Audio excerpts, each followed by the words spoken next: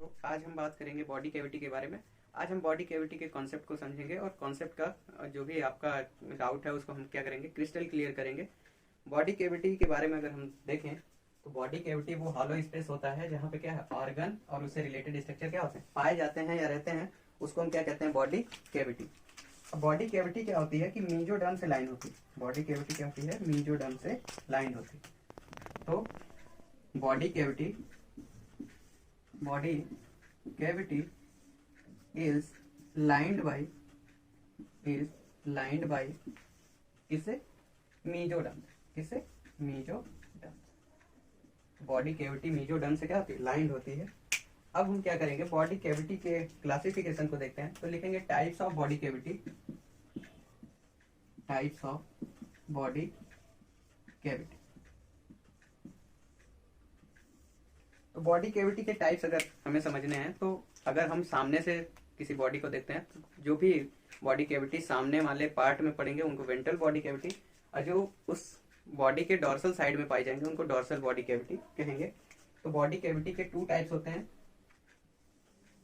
पहला हो गया dorsal body cavity, dorsal body cavity, और दूसरा हो गया ventral body cavity, ventral body cavity. Dorsal body cavity में मेनली ये जो बॉडी कैविटी होती है वो वेंट्रल बॉडी कैविटी से छोटी होती है। तो लिखेंगे स्मॉलर कैविटीज, या स्मॉल कैविटी लिख सकते हैं। Small cavities like cranial cavity, cranial cavity पहला है। जिसमें क्या रहता है, ब्रेन। इसमें क्या रहता है, ब्रेन और उससे रिलेटेड स्ट्रक्चर। और दूसरा है स्पाइनल कैविटी। स्पाइनल कैविटी जहां स्पाइनल कॉर्ड और उससे रिलेटेड स्ट्रक्चर रहते हैं, एंड रिलेटेड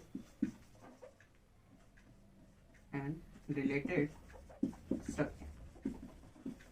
तो डॉर्सल बॉडी कैविटी में क्या क्या मिलेगा, डॉर्सल जो बॉडी कैविटी होगी उसमें क्या है, क्रेनियल कैविटी और स्पाइनल कैविटी मिलेगी। क्रेनियल कैविटी और स्पाइनल कैविटी की बात हम जस्ट इसके थोड़ा सा आगे करेंगे, जैसे ही ये क्या हो जाएगा, क्लासिफिकेशन पूरा हो जाएगा। वेंट्रल बॉडी कैविटी में हमें 2 बॉडी कैविटीज मेनली देखने को मिलती हैं। पहला thoracic body cavity, thoracic body cavity, और उसके साथ ही साथ हमें देखने मिलती है एब्डोमिनो पेल्विक कैविटी, पेल्विक कैविटी। अब हम 1 बाय 1 करके दोनों के बारे में पढ़ेंगे। ये पहला हो गया और ये वाला क्या है, दूसरा है। ये जो होता है वो लार्जर होता है। वो क्या होता है, लार्जर, मतलब डॉर्सल बॉडी कैविटी के कंपैरिजन में क्या है, ये बड़ा होता है। आइए हम इसके बारे में अब विस्तार से पढ़ते हैं, डिटेल स्टडी करेंगे। सबसे पहले यहाँ से क्रेनियल और स्पाइनल कैविटी से।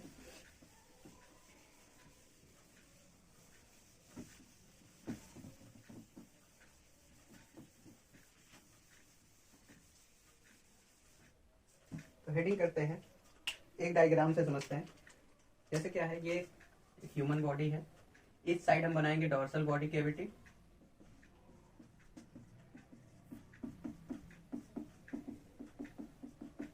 और इस साइड बनाएंगे हम ventral body cavity, ventral body cavity. और बीच में हम क्या करेंगे, डायग्राम ड्रा करेंगे। तो ये है डायग्राम आपका।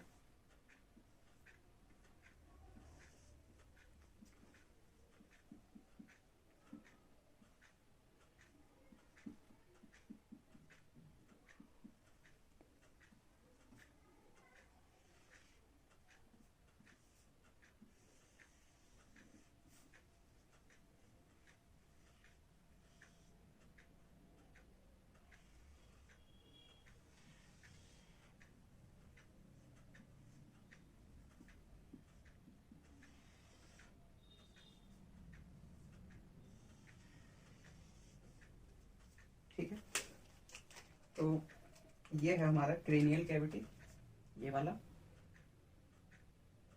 ये क्या है, ये क्रेनियल कैविटी, और ये वाला नीचे का ये spinal cavity.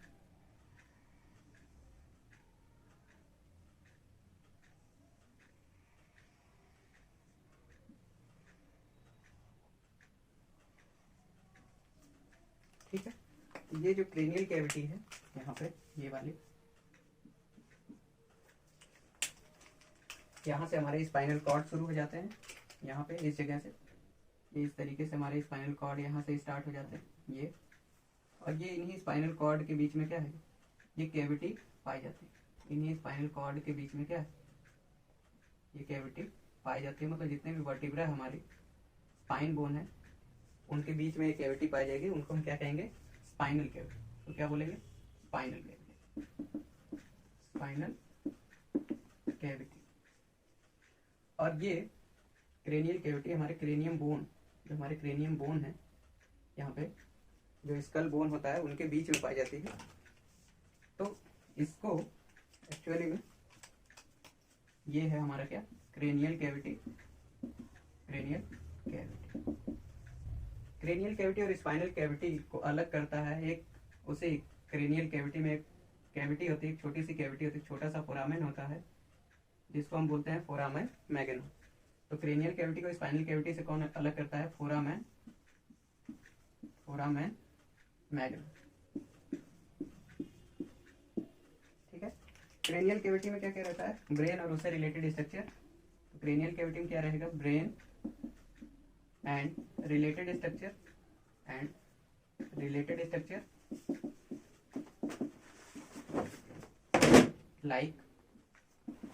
like pituitary gland, pineal gland, etcetera, hypothalamus वगैरह सारा। तो क्रेनियल कैविटी में क्या क्या पाया जाएगा, ब्रेन पाया जाएगा, उसके बाद डायनसेफलॉन पाया जाएगा, पीनियल ग्लैंड पाया जाएगा, हाइपोथैलेमस पाया जाएगा, और साथ ही साथ ब्रेन के वेंट्रिकल्स, मेनिंजेस, सारी चीजें कहाँ पाई जाएंगी, इसी क्रेनियल कैविटी। स्पाइनल कैविटी में क्या पाया जाएगा, स्पाइनल कैविटी में स्पाइनल कॉर्ड, स्पाइनल कॉर्ड और branches of nerve fibre, nerve fibre, branches of nerve fibre. और उस नर्व फाइबर के कौन से एंड पाए जाएंगे, प्रॉक्सिमल एंड। कौन से एंड पाए जाएंगे, प्रॉक्सिमल, मतलब जो पास वाले एंड होंगे वही क्या होंगे, इस कैविटी में पाए जाएंगे। और साथ ही साथ इसके इसी कैविटी से अराइज होगा and cauda equina, cauda equina also arises from it। तो कहने का मतलब क्वाडा इक्विना क्या होता है कि यहीं से नर्व रूट्स के जो फाइबर्स हैं वो घोड़े के पूंछ जैसा स्ट्रक्चर बनाते हैं। ये घोड़े के पूंछ जैसा स्ट्रक्चर बना, इसी को क्या बोलेंगे, क्वाडा क्वीना। इसी को क्या बोलेंगे, क्वाडा क्वीना। ठीक है, तो अब हमने क्या पढ़ लिया, डॉर्सल बॉडी कैविटी में पहला क्रेनियल कैविटी, पहला क्या था, क्रेनियल कैविटी, दूसरा क्या पढ़ लिया, स्पाइनल कैविटी। अब क्रेनियल कैविटी और स्पाइनल कैविटी को लाइन करने वाली, मतलब कवर करने वाली झिल्लियों को पढ़ते हैं, जिनको हम क्या बोलते हैं, मेनिंजेस। तो मेनिंजेस क्या है, क्रेनियल कैविटी में भी मिलेंगी और स्पाइनल कैविटी में भी मिलेंगी। तो अब हम मेनिंजेस की बात करें तो ध्यान से समझेंगे अगली स्लाइड में। अभी हम क्या करें, अब हम डॉर्सल बॉडी कैविटी की बात करें या वेंट्रल बॉडी कैविटी की बात करें। तो वेंट्रल बॉडी कैविटी में हमें देखने मिलेगा दो बड़ी बड़ी मेजर बॉडी कैविटी। पहला थोरैसिक कैविटी, पहला क्या देखने मिलेगा, थोरैसिक कैविटी, और दूसरा हमें देखने मिलेगा एब्डोमिनो पेल्विक कैविटी। दूसरी कैविटी हमें देखने मिलेगी एब्डोमिनो पेल्विक कैविटी। ये पहली कैविटी हुई, इसको कहेंगे थोरैसिक कैविटी, और दूसरे वाले को कहेंगे एब्डोमिनो pelvic cavity.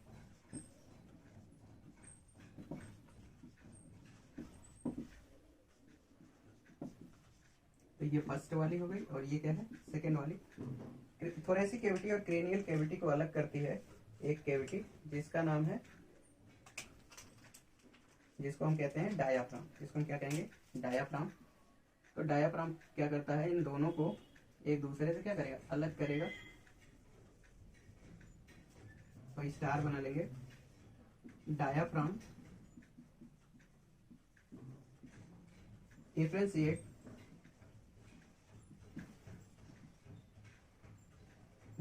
Differentiate both thorax and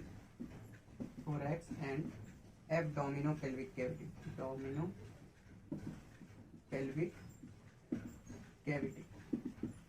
कहने का मतलब यह है कि डायाफ्राम एक ऐसा स्ट्रक्चर है जो क्या करेगा कि थोरैसिक कैविटी को और एब्डोमिनोपेल्विक कैविटी को क्या करेगा, अलग करेगा। अब थोरैसिक कैविटी में क्या क्या रहता है, जैसे आप जाते होंगे किसी मेडिकल कॉलेज में या फिर किसी डॉक्टर से मिलने, तो वो पूछता होगा कि भाई हमारा हार्ट कहाँ रहता है, या किसी टीचर ने ही आपसे पूछ लिया हार्ट कहाँ रहता है, तो आप ऐसे बताता है यहाँ रहता है, वहाँ रहता है, ऐसे रहता है। तो वो ये जानना चाहता है कि एक्चुअल में कहाँ रहता है, तो आपको ये बताना चाहिए कि थोरैसिक कैविटी में रहता है। तो थोरैसिक कैविटी में क्या क्या पाया जाता है, इसके बारे में लिखा जाए तो थोरैसिक कैविटी में लंग्स पाए जाते हैं, लंग्स के साथ साथ क्या पाया जाता है, हार्ट, और क्या पाया जाता है, थाइमस ग्लैंड, लंग्स एंड उनसे रिलेटेड स्ट्रक्चर, ऐसे ही हार्ट एंड उससे रिलेटेड स्ट्रक्चर। ठीक है, अब हम क्या करते हैं, एब्डोमिनोपेल्विक कैविटी की बात करें तो एब्डोमिनोपेल्विक कैविटी में क्या क्या मिलेगा। तो पहले एब्डोमिनोपेल्विक की बात करें तो पहले गैस्ट्रोइंटेस्टाइनल ट्रैक्ट, जिसको हम जीआईटी भी बोलते हैं, ठीक है, यानी जीआईटी का मतलब गैस्ट्रोइंटेस्टाइनल ट्रैक्ट। फिर साथ ही साथ वही मिलेगा किडनी, एब्डोमिनोपेल्विक कैविटी में ही किडनी मिलेगा, यूरेटर मिलेगा, साथ ही साथ जेनाइटो यूरिनरी स्ट्रक्चर। ठीक है, वो सारी चीजें कहाँ मिलेंगी, यहाँ पर, यानी एब्डोमिनोपेल्विक कैविटी में GIT, kidney, ureter, genitourinary structure, ये सारी चीजें कहाँ पाई जाएंगी, इस एब्डोमिनोपेल्विक कैविटी। अब हम क्या करते हैं, क्रेनियल और स्पाइनल कैविटी को थोड़ा सा डिटेल में चलते हैं, और साथ ही साथ थोरैसिक और एब्डोमिनोपेल्विक कैविटी को भी थोड़ा सा डिटेल में जानेंगे। ठीक ठीक है, ठीक।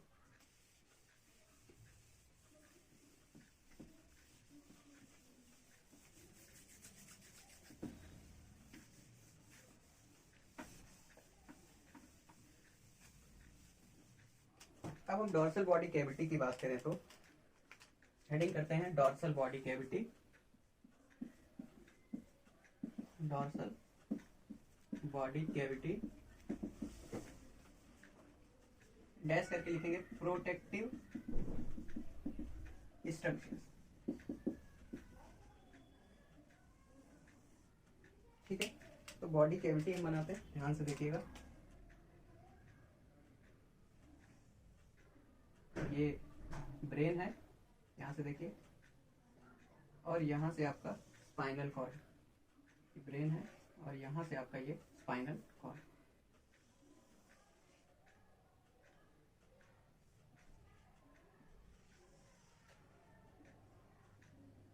ठीक है, तो ब्रेन कहाँ पे है, क्रेनियल कैविटी में, स्पाइनल कॉर्ड कहाँ पे है, स्पाइनल कैविटी। ठीक है, अब क्या है कि ब्रेन और स्पाइनल कॉर्ड को कवर करके रखता है, एक झिल्ली रहती है, उससे जस्ट चिपकी हुई रहेगी, जिसको हम बोलेंगे पिया मेटर, जिसको हम क्या बोलेंगे, पिया मेटर। ये देखिए पिया मेटर है ग्रीन कलर से। ठीक, ये झिल्ली जस्ट क्या है, इन रिलेटेड स्ट्रक्चर से चिपकी हुई रहती है। ये ग्रीन कलर से जो लाइन बन रही है वो है पिया मेटर। साथ ही साथ इस पिया मेटर से थोड़ी सी दूर पे इसी से चिपकी हुई एक और स्ट्रक्चर रहती है, एक और झिल्ली रहेगी, जिसको हम बोलते हैं एरेक्नॉइड मैटर, जिसको हम क्या बोलेंगे, एरेक्नॉइड मैटर।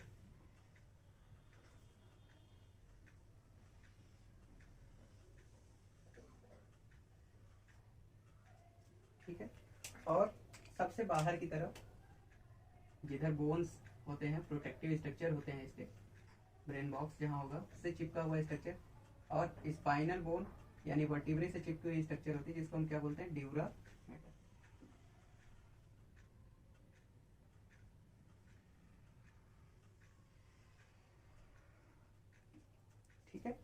तो ब्रेन क्या है कि इस तरीके की झिल्लियों से कवर्ड है। ये पर्पल कलर से जो है उसको बोलते हैं dura mater, dura mater. Red colour से जो है उसको बोलते हैं एरेक्नॉइड मैटर, एरेक्नॉइड मैटर।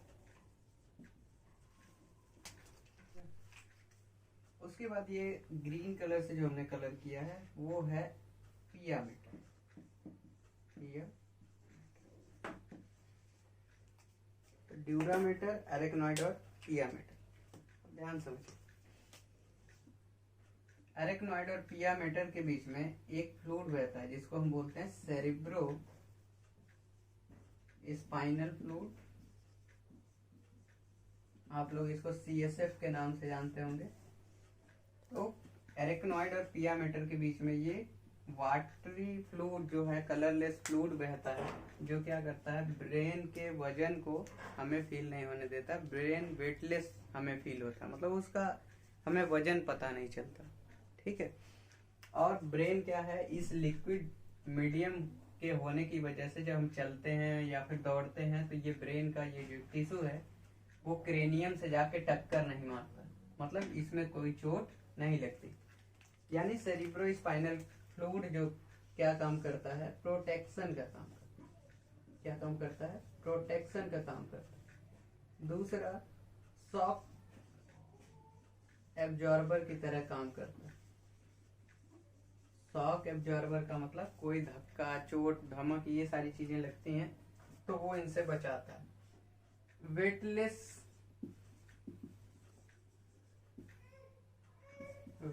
बनाता है, वेटलेस बनाता है, मतलब इसका वजन हमें पता नहीं चलता। ठीक है। इसके बाद हम क्या करते हैं कि ये तो डॉर्सल बॉडी कैविटी में क्रेनियल कैविटी और स्पाइनल कैविटी, इसीलिए इन तीनों जो मेम्ब्रेन है, ड्यूरा मैटर, एरेक्नॉइड और पिया मैटर, इन तीनों को मिला के बोलते हैं मेनिंजेस। तो ड्यूरा मैटर, एरेक्नॉइड और पिया मैटर को मिला के हम क्या बोलते हैं? Meninges, meninges. और इस फ्लूइड को सेरिब्रो स्पाइनल फ्लूइड क्यों कहते हैं? क्योंकि ये ब्रेन के कोराइड प्लेक्सस से निकल करके साइक्लोसिस के द्वारा क्या है, स्पाइनल कॉर्ड से होता हुआ फिर क्या होता है, ब्रेन में जाकर ही एब्जॉर्ब हो जाता है। इसीलिए इसको हम क्या कहते हैं? Cerebro spinal fluid. अगला टॉपिक हम पढ़ते हैं वेंट्रल बॉडी कैविटी।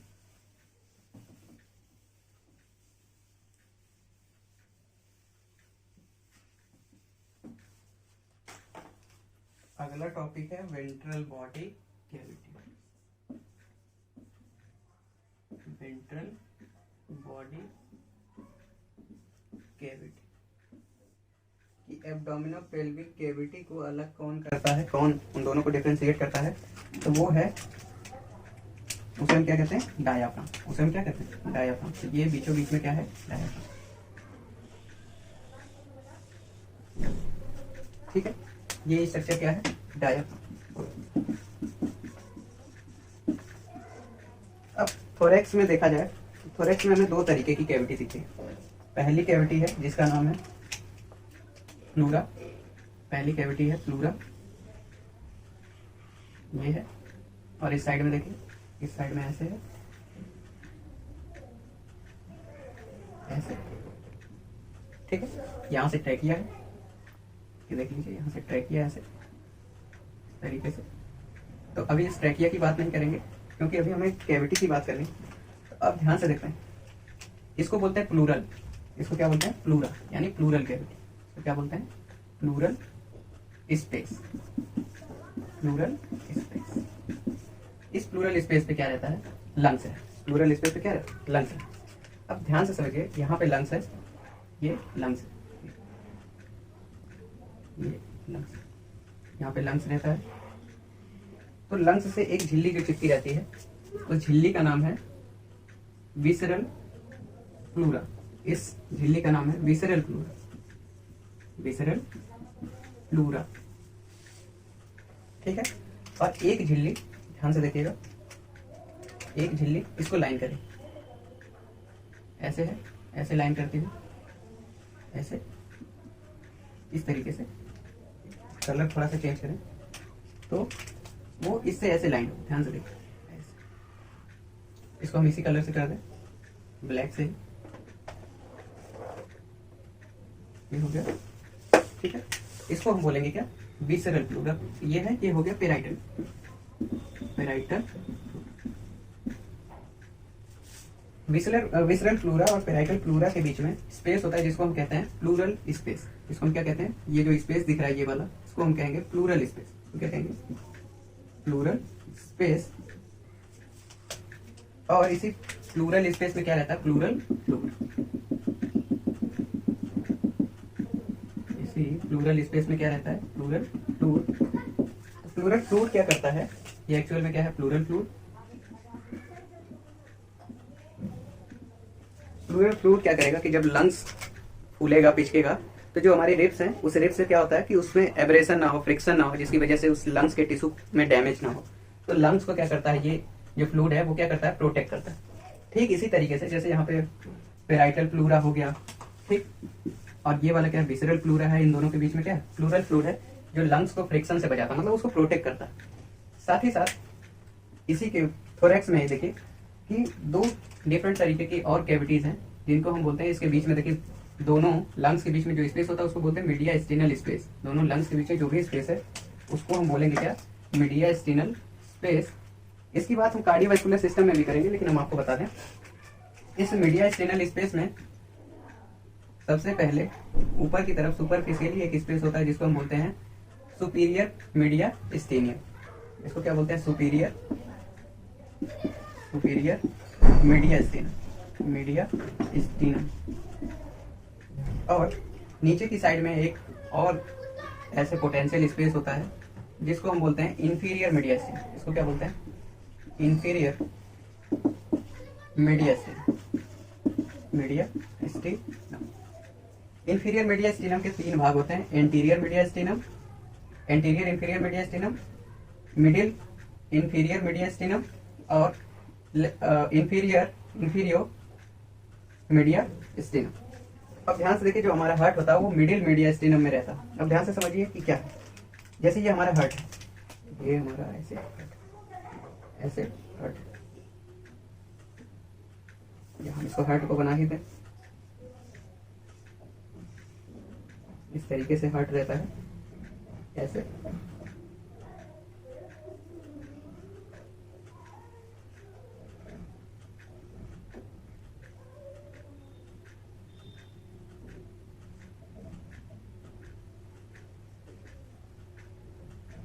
खैर हमें इससे नहीं मतलब, हमें जो समझना है उससे हमें खास उस पर फोकस करना है। तो ध्यान से देखिए, ऐसे हमारा हार्ट है इस मीडिया स्टीनम में। अब ध्यान से देखिएगा, इस हार्ट से एक मेम्ब्रेन ऐसे चिपकी रहेगी, सीरस मेम्ब्रेन। उस सीरस मेम्ब्रेन को हम कहते हैं विसरल पेरिकार्डियम। तो क्या कहेंगे, विसरल पेरिकार्डियम, विसरल पेरिकार्डियम। और हार्ट से ही थोड़ी दूरी पे एक और लेयर रहती है, इसको हम बोलते हैं पेराइटल पेरिकार्डियम। इसको क्या कहेंगे, पेराइटल पेरिकार्डियम। अब जो विसरल लेयर है वो सिक्रीशन का काम करती है। विसरल लेयर सिक्रीट करती है पेरिकार्डियल फ्लूइड। तो विसरल लेयर सिक्रीट करेगी क्या, सिक्रीट पेरिकार्डियल फ्लूइड। ठीक है। अब ये पेरिकार्डियल फ्लूइड क्या करता है कि जब हार्ट हमारा कॉन्ट्रैक्ट और रिलैक्स होता है तो कॉन्ट्रैक्शन और रिलैक्सेशन में क्या हो कि रिब्स, उसके आगे जैसे रिब्स है, इंटीरियर साइड में स्टर्नम है, रिब्स है, उससे जाकर के इसमें फ्रिक्शन ना हो। फ्रिक्शन होने की वजह से क्या हो कि इसके जो टिश्यू हो वो डैमेज ना हो। तो हार्ट को क्या करता है, गीला भी रखता है। हार्ट को क्या रखेगा, गीला भी रखेगा, सूखने से बचाएगा, तथा हार्ट के वेट को भी क्या कराता है, फील नहीं होने देता। मतलब उसके वेट को हमारे मतलब बॉडी कॉन्शियस बॉडी में वेटलेस फील कराता है। ये फ्लूइड, ये फ्लूइड में ही क्या है, तैरता रहता है। ठीक। तो थोरैक्स के सारे कॉन्सेप्ट आपके क्लियर हुए होंगे। अब हम एब्डोमेन में, ठीक। तो एब्डोमेन में समझिए कि ये कोई एब्डोमिनल है, ध्यान से देखिए, इसमें बहुत सारे ऑर्गन होते हैं। ये एब्डोमिनल कैविटी है, देखिए ये डायफ्राम हो गया। अब ध्यान से देखिए ये हमारा एब्डोमिनल कैविटी है, ऐसे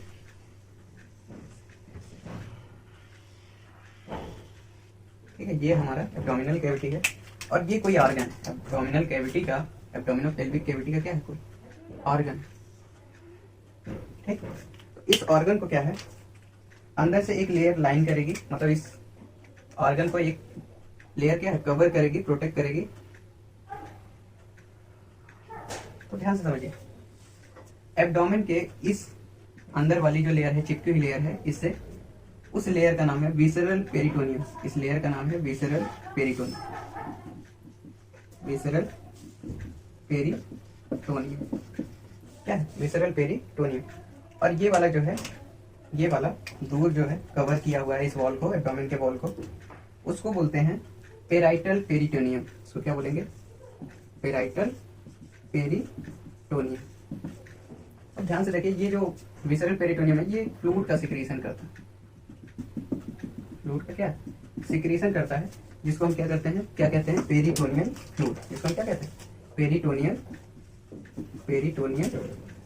फ्लूइड। अब पेरिटोनियल फ्लूइड का क्या काम है कि एब्डोमेन में पेरिस्टल्टिक मूवमेंट होती है, तो उसमें ऑर्गन एक दूसरे से क्या हो, फ्रिक्शन से डैमेज ना हो, तो उनको फ्रिक्शन से क्या करता है, बचाता है, और पूरी कैविटी के ऑर्गन को क्या करता है, मॉइस्ट रखने में हेल्प कराता है।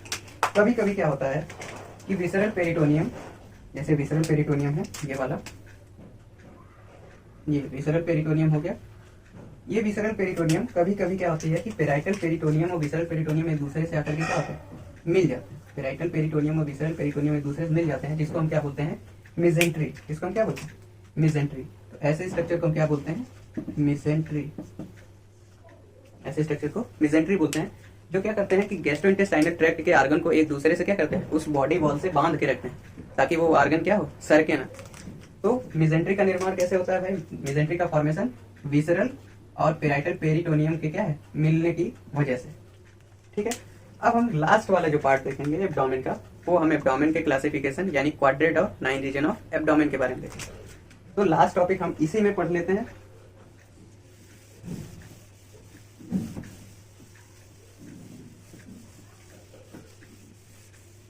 नेक्स्ट हेडिंग है regions of abdomen, region and quadrants of abdomen.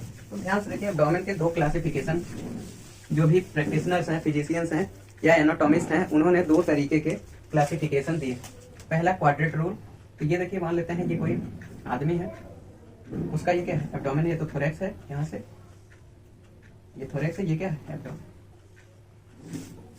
तो एक क्लासिफिकेशन एक ये है, और दूसरा क्लासिफिकेशन क्या है, ये वाला। ध्यान से देखेंगे, ये वाला थोड़ा सा इंपॉर्टेंट है ज्यादा, क्योंकि मैक्सिमम केसेस में यही वाला क्लासिफिकेशन यूज होता है, लेकिन लोकल क्लासिफिकेशन के लिए क्वाड्रेट रूल का भी यूज होता है। चलिए हम अब इसकी बात करते हैं। तो इसमें क्या होता है कि सिंपली मिड लाइन को एक इमेजिनरी लाइन मान के, और साथ ही साथ अम्बलाइकस जहाँ पे हमारा अम्बलाइकस होता है, उसके पास से ही एक लाइन हम और ट्रांसवर्सली क्या करते हैं, ड्रॉ कर लेते हैं, इमेजिनरी लाइन ड्रॉ कर लेते हैं, मान लेते हैं। और एक लाइन को लॉन्गिट्यूडनली कहाँ से मान लेंगे, मिड लाइन से। जैसे कि हमारा मिड लाइन है यहाँ से, और साथ ही साथ अम्बलाइकस से ऐसे ट्रांसवर्स। तो ध्यान से देखिए, अगर हम मिड लाइन से किसी चीज को काटते हैं तो हमें दो भाग मिलते हैं, राइट और लेफ्ट। तो ये वाला हिस्सा राइट है, ये वाला क्या है, लेफ्ट है। अब ये चार पार्ट है जिनको हम क्या बोलते हैं, क्वाड्रेट्स। ये क्या है, क्वाड्रेट। तो राइट साइड में है तो इसको बोलेंगे right upper quadrant, right upper quadrant. इसको क्या बोलेंगे, left upper quadrant, left upper quadrant. साथ ही साथ इसको बोलेंगे राइट लोअर क्वाड्रेट, इसको बोलेंगे राइट लोअर है, नीचे की तरफ है, लोअर क्वाड्रेट। और इसको बोलेंगे लेफ्ट लोअर क्वाड्रेट, ठीक है। अब ये जो 9 रीजन वाला एब्डोमेन का क्लासिफिकेशन है, रीजनल क्लासिफिकेशन, उसमें क्या करते हैं कि बॉडी के राइट क्लेविकल से और लेफ्ट क्लेविकल के मिडिल से हम एक लाइन लेते हैं, इमेजिनरी लाइन, जिसको हम बोलते हैं मिड क्लेविकुलर लाइन। तो ये वाली जो लाइन है, ये वाली, ये एक्चुअली में मिड क्लेविकुलर लाइन है, यहाँ से थोड़ा सा नजदीक हो गया है, मिड क्लेविकुलर लाइन है, ध्यान से देखिएगा। अब क्या है कि जहाँ पे हमारा 9वां रिब्स होता है, यहाँ पे राइट साइड में देखिए, यहाँ पे इस साइड में 9वां रिब्स होगा, फाल्स रिब्स होते हैं। 9वां रिब्स राइट साइड से, और 9वां ही रिब्स क्या है, लेफ्ट साइड का। इससे एक ट्रांस लाइन बनाएंगे, ट्रांसवर्स लाइन बनाएंगे, इमेजिनरी लाइन। तो ये कौन सा है, 9th रिब, कौन सा है, 9th रिब। और दूसरा अम्बलाइकस से, ये अम्बलाइकस है यहाँ पे, तो अम्बलाइकस से थोड़ा सा ऊपर, या एक और क्लासिफिकेशन करते हैं कि जो हमारा